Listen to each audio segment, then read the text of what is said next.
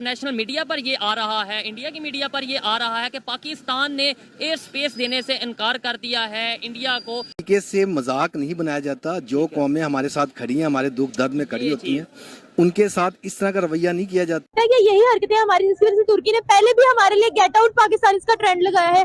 ना सिर्फ तुर्की ने बल्कि दूसरी मुस्लिम कंट्रीज ने भी हम पर रिस्ट्रिक्शन लगाती है। तुर्की की जानिब से फौरन एक स्टेटमेंट सामने आती है जिसमें वो ये कहते हैं कि शहबाज शरीफ साहब, आप अपने मुल्क में ही रहिए, आपको तुर्की आने की जरूरत नहीं है। पाकिस्तान पर रिस्ट्रिक्शन लगा दी गई है तुर्की की जानिब। तो कुछ हया करो। अच्छा किया, बहुत अच्छा किया टर्किश लोगों ने। उन्होंने कहा भाई ये ऐसी मोहब्बत से हम बाज आए, आप ना ही आओ तो बेहतर है। आप ना ही आओ, आप अपने मुल्क में देखो कि गुरबा की हालत क्या होने वाली। मैं अभी कल को तुर्की जब स्टेटमेंट इंडिया के अगेंस्ट देने लगेगा तो उसके मतलब दे पाएगा। ठीक है, जो एहसान होता है ना, वो इंसान को बहुत ज्यादा दबा देता है।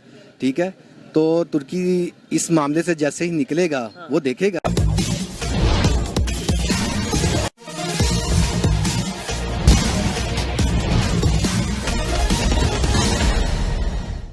नेशनल मीडिया पर ये आ रहा है, इंडिया की मीडिया पर ये आ रहा है कि पाकिस्तान ने एयर स्पेस देने से इनकार कर दिया है इंडिया को। तरीके से मजाक नहीं बनाया जाता। जो कौमें हमारे साथ खड़ी हैं, हमारे दुख दर्द में खड़ी होती हैं, उनके साथ इस तरह का रवैया नहीं किया जाता। ठीक है, उनको समझ है हमारी पॉलिसी, उनको समझ आ रही है कि इस टाइम कौन किस लेवल पे हमारी हेल्प कर रहा है। और इसके ऊपर उन्होंने स्टेटमेंट दी है कि दोस्त वो जो मुसीबत में काम है, प्रॉपर उन्होंने स्टेटमेंट, यही अल्फाज थे। अपने करते हैं जी चाइना तुर्की, चाइना तुर्की, यही तो हमारे इनके सर पे हमारी ये तुर्की हमारी लाइफ लाइन भी है। तुर्की सिर्फ हमारी मैशियत के लिए बेहतर नहीं, तुर्की हमारा ब्रदर, आपने बोला कि भाई कश्मीर के इशू में या कोई भी इशू पाकिस्तान की फेवर करते हैं, इंडिया के अगेंस्ट जाते हैं। अब आपने इंसानियत के तौर पे या बिल्कुल एक जो नेचुरल चीज होती है उसके तौर पे बताना है। कल को तुर्की जब स्टेटमेंट इंडिया के अगेंस्ट देने लगेगा तो उसके मतलब दे पाएगा। सजी देखें, भला के बात है, किसी का जो एहसान होता है ना, वो इंसान को बहुत ज्यादा दबा देता है। ठीक है, तो तुर्की इस मामले से जैसे ही निकलेगा वो देखेगा। उनके सारे सफीर अपने अपने रेगुलेशन देंगे। तो मेरा ख्याल है कि इंडिया की पॉलिसी बहुत बेहतर है बनिस्बत पाकिस्तान के, बेहतर है इस टाइम पाकिस्तान से। देखिए आरजू, मैं सबसे पहले तो ये पूछना चाहूंगा कि ये वहां पे अगर कुछ उनको दे नहीं सकते तो वहां जाने की क्या जरूरत है? सबसे पूछने वाली बात तो ये है। आप यहाँ कदमों में पड़े हैं IMF के, तलवे चाट रहे उनके कि भैया डॉलर दे दो, डॉलर दे दो। तो वहां जब दे नहीं सकते तो ये खर्चा करने की क्या जरूरत है? और खुद अकेले नहीं जा रहे थे, फॉरेन मिनिस्टर भी साथ जा रहे थे। और देखें, मैं हैरान होता हूं, कोई पूछने वाला ही नहीं है भाई। कोई कंट्री में इनको कोई पूछने वाला ही नहीं कि मेरा कि आप क्या कर रहे हो। कोई अकल के नाखन लो। जिन तैयारों पे जाओगे उसका तेल लगेगा, साथ तुम्हारा अंतराज जाएगा, वहां उनको रखने के लिए होटल देना पड़ेगा। तो आप जाहिर है आपने टेंटों में तो नहीं रहना वहां जाके। आप तो नवाब हो ना भाई, आप तो लॉर्ड ऑफ द लॉर्ड्स हो, तो आप तो वहां टेंटों में तो नहीं रहोगे।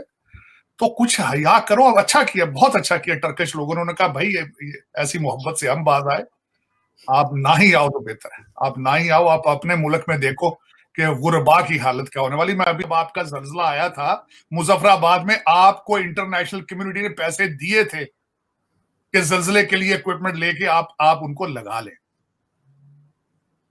लेकिन बच्चे लंदन में हम देखें, उनको पाउंड चाहिए होते हैं, वहां शॉपिंग करनी है, उनकी फीसें देनी है, तो क्या क्या फर्क पड़ता है? तो यही हजारों लोगों की जान ले ली अपनी इस करप्शन में। दो चीजें मैं आरजू कहना चाहूंगा कि कभी आपने नोट किया है कि जब मुसलमानों के ऊपर जो आफात हैं, कभी ये लम्हा फिक्रिया है, सोचना चाहिए। अमेरिका चढ़ दौड़ा था एक वेपन्स ऑफ मास डिस्ट्रक्शन का बहाना बना के, मिलियंस के हिसाब से मुसलमान गाजर मूलियों की तरह काटे गए थे वहां। कोई उसके ऊपर मूवी बनी हो, कोई किताब लिखी गई हो उसके ऊपर? बैसाकार सबसे बड़ा जेनोसाइड हुआ था वहां पे उस वक्त मुसलमानों पे। कोई बोला है आज तक वहां पे? आज तक कभी आप नोट करें कि आपके साथ के क्यों हो रहा है? अब मैं बताना चाहता हूं क्यों हो रहा है, जो मेरी इंफॉर्मेशन। एक मजहब जिसका नाम इस्लाम है, उसका मतलब है सलामती। हर मुसलमान जब किसी दूसरे को मिलता है, चाहे नॉन मुस्लिम, उसको कहता हूं अस्सलामु अलैकुम, सलामती की दुआ देता है। फिर मस्जिदों में बम मारता है, जिनको सलाम कहता है उनके कमर में छुरा मारता है।